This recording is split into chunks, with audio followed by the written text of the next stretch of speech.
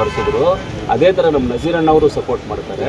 ನಮ್ಮ ಕೋಲಾರ ಜಿಲ್ಲೆಗೆ ಉಸ್ತುವಾರಿ ಮಂತ್ರಿಗಳು ಕರೆಕ್ಟಾಗಿ ನಮಗೆ ಸ್ಪಂದನೆ ಮಾಡ್ತಾರೆ, ಎಲ್ಲ ಕೆಲಸಗಳಿಗೂ ಸ್ಪಂದನೆ ಮಾಡ್ತಾ ಇದ್ದಾರೆ. ಆಫೀಸರ್ಸ್ ಲೆವೆಲ್ ಏನು ಮಾಹಿತಿಗಳು ತೊಗೊಳ್ತಾ ಇದ್ದಾರೆ, ನಾವು ಮಾಹಿತಿಗಳು ಕೊಡ್ತಾ ಇದ್ದೀವಿ. ಏನೋ ಕೆಲಸ ನಮಗೂ ಹೇಳ್ತದೆ, ಬೇರೆ ಸಚಿವರ ಬಗ್ಗೆ ಅವ್ರ ಬಗ್ಗೆ ಇವ್ರ ಬಗ್ಗೆ ಎಲ್ಲ ನಮಗೆ ಗೊತ್ತಿಲ್ಲ. ನಮ್ಮ ಉಸ್ತುವಾರಿ ಸಚಿವರು ಎಲ್ಲ ಕಾರ್ಯಕ್ರಮಗಳಲ್ಲಿ ಕರೆಕ್ಟಾಗಿ ಭಾಗವಹಿಸ್ತಾ ಇದ್ದಾರೆ, ಕರೆಕ್ಟಾಗಿದ್ದಾರೆ, ಕರೆಕ್ಟಾಗಿ ಕೆಲಸ ಮಾಡ್ತಾ ಇದ್ದಾರೆ. ಇವತ್ತಿನ ಚುನಾವಣೆ ಬಗ್ಗೆ ನಾನು ಹೇಳ್ತೀನಿ, ಜಾಸ್ತಿ ಹೇಳೋದು ಬೇಡ. ಹೋದ್ಸಲಿ ಇದೇ ಚುನಾವಣೆ ನಡೆದಾಗ ಅಲ್ಲಿ ನಡೀತು, ಯಾವ್ದು ಕಾಲೇಜ್, ಗೋಕುಲ್ ಕಾಲೇಜಲ್ಲಿ ನಡೀತು. ನಮ್ಮ ಜೊತೆ ಬಂದ್ಬಿಟ್ಟು ಅವತ್ತು 85 ಜನ ವೋಟರ್ಸ್, 85 ಜನ ವೋಟರ್ಸು ಇದ್ರು ನಮ್ಮ ಜೊತೆ. ವೋಟ್ ಹಾಕಕ್ಕೆ 85 ಜನ ಕರ್ಕೊಂಡೋಗಿ ಬಿಟ್ಟಿದ್ದೀವಿ ಒಳಗಡೆ. 6 ವೋಟಲ್ಲಿ ನಮ್ಮ ರಾಜೇಂದ್ರ ವೋಟ್ ಸೋತು. 25-26 ವೋಟ್ ನಮಗೆ ಬಿದ್ದಿಲ್ಲ, ನಮ್ಮ ಜೊತೆಲಿ ಬಂದವರು ಬಿದ್ದಿಲ್ಲ. ಇದನ್ನು ನಾವು ನಂಬಕ್ಕಾಗೋದಿಲ್ಲ ಯಾರು ಏನು ಮಾಡ್ತಾರೆ ಅಂತ. 4 ಗಂಟೆ ಕ್ಲೋಸ್ ಆಗಿ 4 ಗಂಟೆ 10 ನಿಮಿಷ ಕೌಂಟಿಂಗ್ ಆಗುತ್ತಲ್ಲ, ಆವಾಗ ಇವಾಗ ನಮ್ಮ ಸಮಾಧಾನಕ್ಕೆ ನಾವು ಗೆದ್ದಿದ್ದೀವಿ ಅನ್ಕೋಬೋದು ಅಷ್ಟೇ. ಅಲ್ಲ ಸರ್, ಲಕ್ಸುರಿ ಬಸ್ಸುಗಳು ನಾವೆಲ್ಲೂ ಕರ್ಕೊಂಡೋಗಿಲ್ಲ.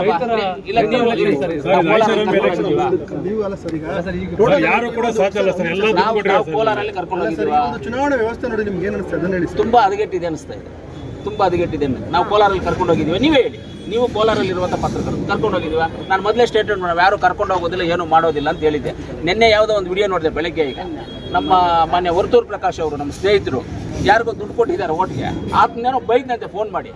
ಇದು ಹೇಳೋದು ನನಗೆ ಗೊತ್ತಿಲ್ಲ, ಬೈದ್ನಂತೆ. ಆತ ಬಂದ್ಬಿಟ್ಟು ದುಡ್ಡು ವಾಪಸ್ ಕೊಟ್ಬಿಟ್ಟು ನೀನು ದುಡ್ಡು ಬೇಡ, ನೀನು ಓಟ್ ವಾ ಅಂದ್ಬಿಟ್ಟು ದುಡ್ಡು ಕೊಟ್ಬಿಟ್ಟು ಹೋಗ್ಬಿಟ್ಟು. ಇದು ಯಾವ ಪದ್ಧತಿ? ನೀವೇ ಮಾರಾಟ ಆಗ್ತಾ ಇದೆ, ಅದನ್ನು ತಿಳ್ಕೊಬೇಕಷ್ಟೇ. ಅದೇ ಅವ್ರು ವಾಪಸ್ ಕೊಟ್ಬಿಟ್ಟು ಇವ್ರು ಜೋಬಲ್ಲಿ ಇಟ್ಕೊಂಡ್ಬಿಟ್ರು ಅಷ್ಟೇ. ಎಲೆಕ್ಷನ್ ಮಾವದ ಬೆಂಬಲ ಕಡೆ ನಾನೇನು ಮಾತಾಡಲ್ಲ, ಅಷ್ಟೇ ಸಾಕು. ಯೋಜನೆಗಳಿಂದ ಏನು ತೊಂದರೆ ಇಲ್ಲ. ಪಾಪ್ಯುಲೇಷನ್ ಹೆಂಗೆ ಬೆಳೀತಾ ಇದೆ ನಮ್ಮ ಭಾರತ ದೇಶದಲ್ಲಿ, ಅದೇ ರೀತಿಯಲ್ಲಿ ಟ್ಯಾಕ್ಸಸ್ಸು ಬೆಳೀತಾ ಇದ್ದೀವಿ, ಅದೇ ರೀತಿಯಲ್ಲಿ ಎಲ್ಲವೂ ಬೆಳೀತಾ ಇದೆ. ಆಗ್ತದೆ ಕೆಲಸ, ಏನು ತೊಂದರೆ ಇಲ್ಲ. ದುಡ್ಡಿಗೆ ಯಾವುದು ಕೊರತೆ ಇಲ್ಲ, ಏನು ತೊಂದರೆ ಇಲ್ಲ. ದಯವಿಟ್ಟು ನಾನು ಮೀಡಿಯಾ ಪ್ರತಿನಿಧಿಗಳು ಎಲ್ಲರೂ ಕೇಳ್ಕೊಳ್ತೀನಿ ಸರ್, ಡೆವಲಪ್ಮೆಂಟ್ ಬಗ್ಗೆ ಎಲ್ಲಾದ್ರೂ ಕೆಲಸ ಆಗ್ತಾ ಇದೆ ಅದನ್ನು ಟಿವಿನಲ್ಲಿ ತನ್ನಿ ಸರ್. ಎಲ್ಲಿ ಡೆವಲಪ್ಮೆಂಟ್ ಆಗಿಲ್ಲ, ಎಲ್ಲಿ ಹಿಂದುಳಿದಿದೆ ಅನ್ನೋದನ್ನು ತೋರಿಸಿ ನಮ್ಮನ್ನು ಉಗಿರಿ ಸರ್. ನಾವು ಕೆಲಸ ಮಾಡ್ತೀವಿ ಸರ್, ಕೆಲಸ ಮಾಡೋಕ್ಕೆ ಸಿದ್ಧವಾಗಿದ್ದೀವಿ. ನಾವೇ ಕೇಳ್ಕೊಳ್ತಾ ಇದ್ದೀವಿ ಎಲ್ಲಾದರೂ ಡೆವಲಪ್ಮೆಂಟ್ ಆಗಿಲ್ಲ ಅಂದರೆ ನಮ್ಮನ್ನು ಕರ್ಕೊಂಡು ಹೋಗಿ ಆ ಸ್ಪಾಟಿಗೆ ನೀವು ತೋರಿಸಿ, ನಮಗೆ ಟಿವಿನೆಲ್ಲಾಕಿ ನಮ್ಮನ್ನು ಉಗಿರಿ ನಮ್ಮನ್ನು. ಆಮೇಲೆ ಕೆಲಸ ಮಾಡ್ತೀವಿ ನಾವು.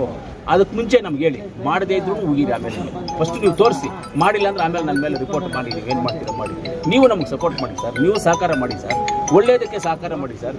ಇವತ್ತು ನಾನು ಹೇಳ್ತಾ ಇದ್ದೀನಿ ಸರ್, ಎಲ್ಲ ಹೆಂಗಾಗಿದೆ ಅಂತ ಹೇಳಿದ್ರೆ, ದೇಶ ಹೆಂಗಾಗಿದೆ ಅಂದರೆ, ಗಾಂಧೀಜಿ ಫಿಲಮ್ ಅಂತ ಏನಾದರೂ ಒಂದು ಫಿಲಮ್ ಥಿಯೇಟರ್ ಹಾಕಿದ್ರೆ ನಿಜವಾಗ್ಲೂ ದೇವರಾಣಿಗೆ ಯಾರು ಹೋಗೋದು. ಅದೇ ಒಂದು ಲಾಂಗ್ ಹಾಕ್ಬಿಟ್ಟು ಓಮ್ ಅಂತ ಹಾಕ್ಬಿಡಿ, ಇಲ್ಲ ರಕ್ತ ಚರಿತ್ರೆ ಅಂತ ಹಾಕ್ಬಿಟ್ಟು ಟಿಕೆಟ್ ಒಡೆದಾಡ್ಕೊಂಡು ಸತ್ತೋಗ್ಬಿಡ್ತಾರೆ ಜನ ಬೇಕಂದ್ರೆ. ನೋಡೋದಕ್ಕೆ ಪರಿಸ್ಥಿತಿ ಹಂಗಾಗೋಗಿದೆ.